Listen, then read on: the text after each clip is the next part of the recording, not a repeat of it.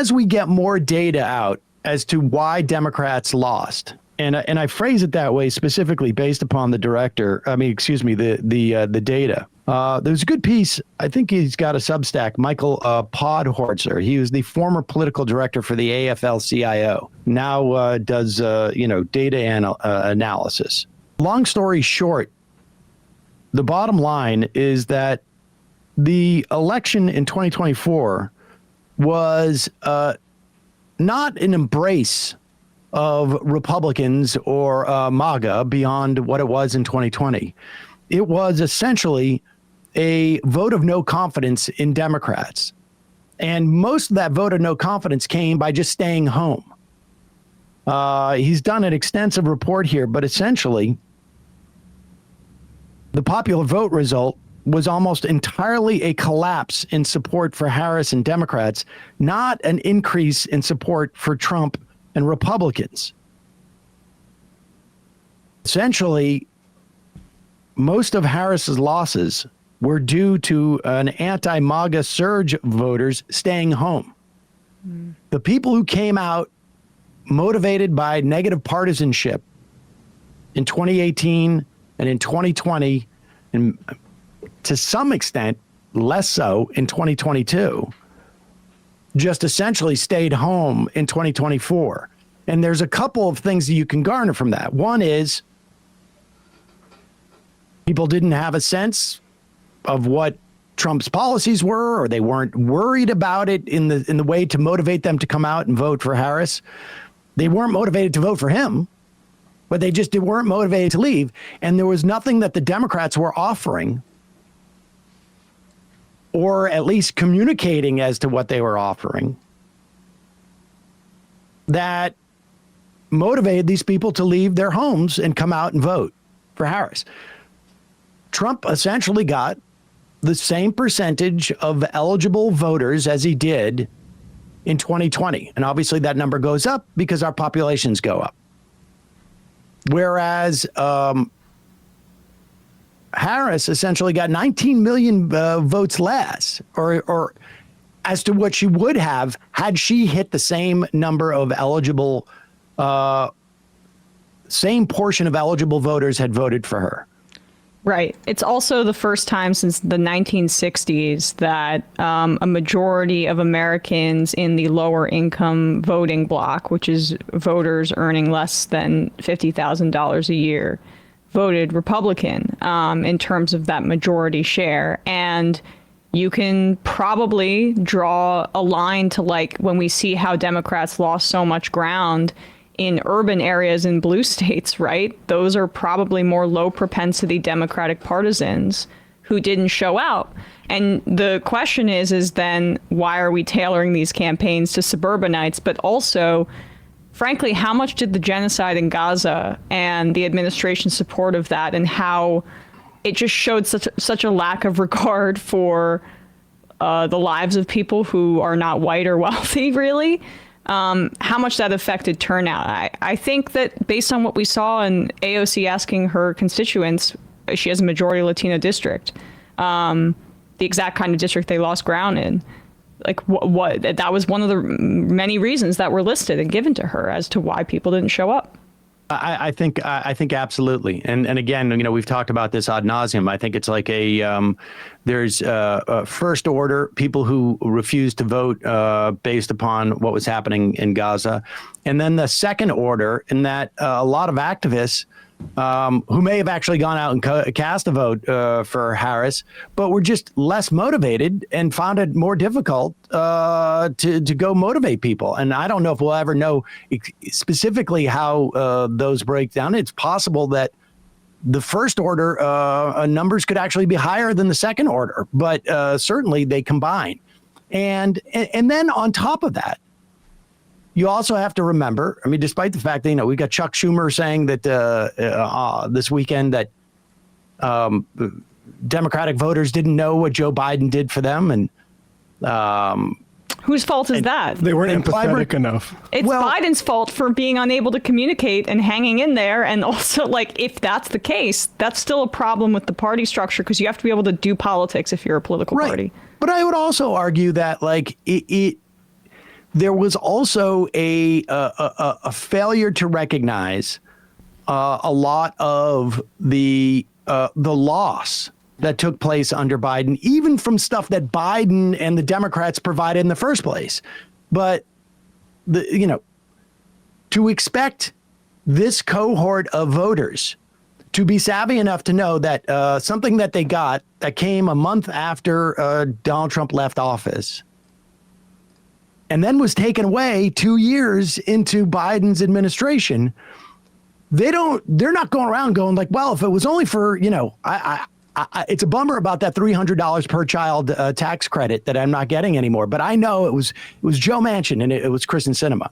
I mean, this gets to, and we said this at the time, the failure of Biden to strike while the iron was hot. And in the spring of 2021, coming off the big win for the American Rescue Act, when Republicans were still talking about Dr. Seuss not publishing 2 of its books or something, and Joe Manchin was talking, maybe Build Back Better should actually be bigger than what Bernie says. Maybe it should be $6 trillion. That was the time to strike. But instead, what Joe Biden did is invite Republicans in to give them a proposal over the course of like 2 months. Then when that failed, invited Sinema and Portman to come in and provide their attempt at, some bipartisanship for Build Back Better. And this is a mistake that the Republicans will not make. They will not make.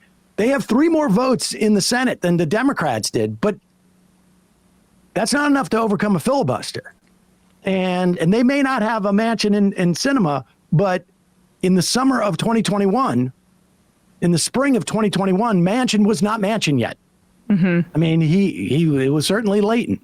But this is why failures of actually legislation and legislating and leading implicate an election. I know this sounds crazy 3 years later, but I also bring this up because one of the myths that are going around is one that it was an immigration question, because there's no evidence that immigration drove more votes to Donald Trump because he got essentially the same share of the electorate as he did in 2020.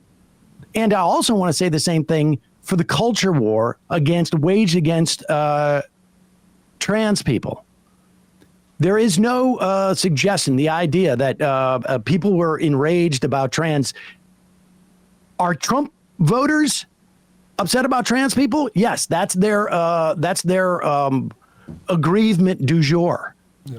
But that didn't create any new voters for Trump. Right. In 2022, the Republicans without Trump at the top of the ticket were did not do well running on transphobia as one of their central planks.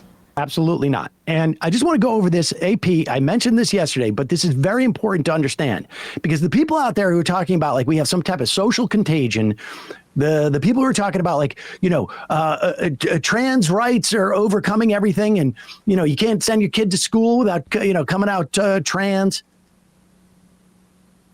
AP reports that JAMA, the Journal of American Medical Association Pediatrics, has done a study to try and assess how many children, patients, ages 8 to 17 received gender-affirming care. The data ranges from 2018 to 2022, 5 years. 2022 is the last year I think that they could get the full data as they were doing this study. Only 926 adolescents with a gender-related diagnosis received puberty blockers over that 5-year period. Not 9,000, not 900,000, 926. That's less than 20 kids per state over a 5-year period. Also during that time, about double that, almost 2,000, received hormones. Again, this is from ages 8 to 17. This is over a 5-year period. The research has found that no patients under the age of 12 were prescribed hormones. So only kids 12 to 18, 2,000 of them over the course of 5 years. Study did not look at surgeries. Other researchers have found those procedures are extremely rare. That's relative to the incredibly rare amount of kids who are actually getting gender-affirming care and medications. And what that suggests, if it's not explicit, is that there are safeguards, that this isn't being done willy-nilly. Yeah.